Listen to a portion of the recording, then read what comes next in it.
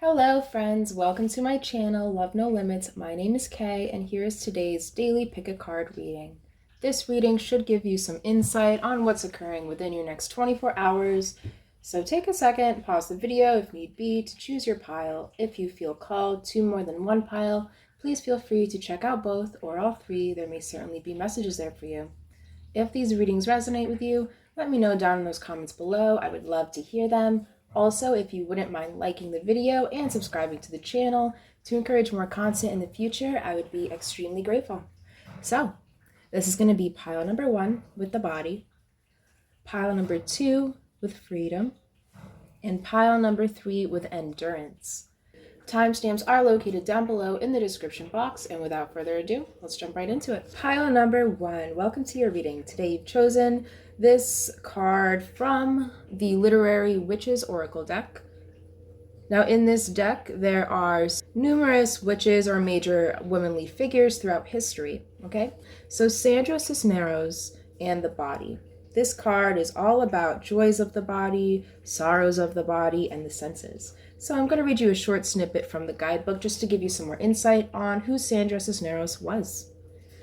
So, born in a working-class Chicago neighborhood to a Mexican father and a Mexican-American mother, Sandra Cisneros navigates the richness and misogyny of both Mexican and American cultures. She vowed to marry and to always have a house of her own. Her most famous book, The House on Mango Street, a coming-of-age novel of saturated sensory, is taught in elementary schools and colleges alike. Make sure to check out her poetry, which asserts a healthy sexuality, and her masterful short stories too. How interesting. So pile number 1, the first thing I noticed about this little snippet from the guidebook was the emphasis on both American and Mexican cultures, and how her work is really something that combines the two for her. So this card is also making me think of the term my body, my choice. Now, this doesn't have to apply directly to you. It very much could be, but what that saying is kind of making me think of right now is this is my life and I have the right to choose how I want to live it. So let's see what kind of tarot cards you have. Pile number 1. So you have intellect, and you also have the High Priestess. Pile number 1, what I'm seeing for you, you're definitely being faced with an ultimatum right now. Should I choose my logical reason over my gut feeling?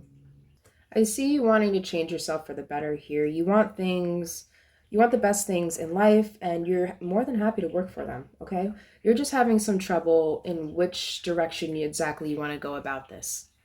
It's based off the placement of these cards. So the intellect, the brain, is right in the middle here, okay? So you have the body, the brain, and then you have this High Priestess who's all about following your intuition, following your heart. Her heart is actually moving her whole body here in this opposite direction of maybe what you used to think, what the average person thinks, what people are telling you you should be thinking like. Pile number 1, follow your heart here. You know what's best for you. You know what choice will ultimately lead you down what path you need to be on, not anybody else. So your last card here, you have got the King of Pentacles. Yes, so the King of Pentacles. The King of Pentacles is all about doing the work and, having the authority when you need it to be an authoritative figure, wielding your talents wisely, being organized, ruling your kingdom, your life well, having the ability and authority to provide for yourself and be your own inspiration, your own sense of influence. He's a king that knows how to balance out responsibility, but he also doesn't mind indulging himself in the good things that life really has to offer here. So pile number 1, my biggest message for you within your next 24 hours, stick to what your gut is telling you. Stick to what your heart wants you to pursue here and let go of this over-analyzing energy that you're putting yourself in here. Okay, pile number 1, I hope you liked it. If you loved the reading, subscribe to the channel, like the video, and comment down below if you let me know if it resonated. And I wish you the best of luck, pile number 1, and until next time. Hi, pile number 2, welcome to your reading. Today you've chosen this card from the Literary Witches Oracle deck, the card of Freedom. Now this deck contains a bunch of different witches or womanly figures that really made a statement throughout history. So you have got Charlotte Perkins Gilman. Now I am going to be reading a short snippet from the guidebook for you just to see if there's any advice in there, or perhaps something that resonates. Charlotte Perkins Gilman is best known for The Yellow Wallpaper, a story inspired by the disastrous sexist rest culture. Prescribed for her postpartum depression, in her day, Gilman was famous as a social critic, giving popular lectures on economic and social reform, and for her unconventional life choices. Her utopian novels and nonfiction are worth revisiting for her visions of cooperative society and the place of gender roles in economics. So, pile number 2, right off the bat, what's really calling my attention the most about what we just read here was this woman's ability to use those unconventional life choices and use them for her benefit, and really freedom coinciding with cooperation. She felt free to express those, maybe those uncommon ideas, those taboo subjects, and she didn't waver from them. This actually gave her the ability to use her imagination with purpose. Very interesting. So pile number 1. What's occurring within your next 24 hours? The first card you have is Thief. So you may have felt robbed of something, perhaps robbed of your freedom, you've been feeling perhaps robbed of your imagination, perhaps you're feeling robbed of time. Maybe you don't have time to express yourself, the way you would be if you had the time to do so. Perhaps you feel robbed of something like having the right to do something because of your gender, or, your preferences, or an opposing viewpoint than the people around you. This is really reminding me of myself here, pile number 2. I grew up in a very traditional Portuguese household.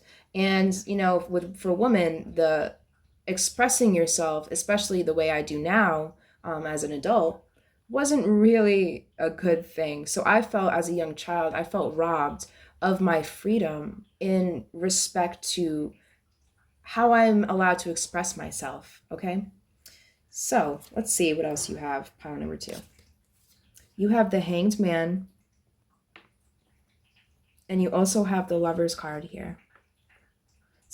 So pile number 2, right off the bat, this Hanging Man card right here. This card is about knowing when and what to sacrifice. It's a card of inaction, calm waiting, because the Hanged Man knows, he's well aware that when he's ready, he can actually unwind himself. He knows how to get out of this. So he's waiting for this perfect opportunity, letting everything go. You see all the money here? He's letting it go. He's not focused on that because he has a plan. Pile number 2. Within your next 24 hours, I'm seeing you making this wise decision to wait, to be patient, okay? Because you know how to get yourself out of whatever situation you're in, or how to come out on top here. He knows how to flip himself upright. He's just waiting for the perfect time to do so. If you've been feeling robbed of something, especially your freedom, the freedom to express, the freedom to create, the freedom to just be your true authentic self, you're not giving up on that goal, that dream. You're just waiting for the right opportunity to flip yourself around here and really jump on the bandwagon. Okay, pile number 2. I wish you the best of luck with whatever the situation may be, and until next time. Hi, pile number 3, last but not least, welcome to your reading. Today you've chosen this Endurance card. Now, this card is one of the Literary Witches Oracle deck cards, and each card has either something pertaining to what a witch may use, or a witch or very inspirational woman throughout history. So I'm going to read you a quick snippet from the guidebook just to give you an idea of who Anna Akhmatova really was. So, Anna Akhmatova was celebrated during and beyond her lifetime for her lyric, melancholy poetry. As Russia fell under Stalin, Akhmatova and her circle of artists and intellects were persecuted for their work. Her son was imprisoned and sent to labor camps, and her husband was executed. Akhmatova's most famous poem, Requiem, is her boldest attempt at capturing this Stalinist terror.